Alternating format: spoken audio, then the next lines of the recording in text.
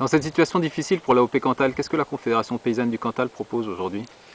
Donc la Confédération paysanne du Cantal, depuis longtemps déjà, a dénoncé la mauvaise route choisie. Donc on est parti d'un cahier des charges qui n'était pas assez courageux, sans éléments forts. Donc on a fait croire aux paysans qu'ils arriveraient à avoir une plus-value sans véritablement faire d'efforts.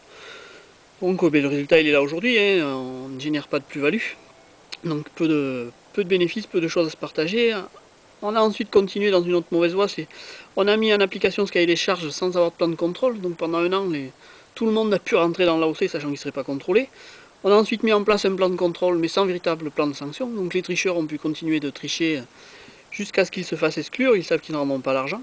Donc ça a aggravé la chose. Et enfin, on a choisi un système de rémunération consistant à mettre une prime adossée au paiement du lait conventionnel.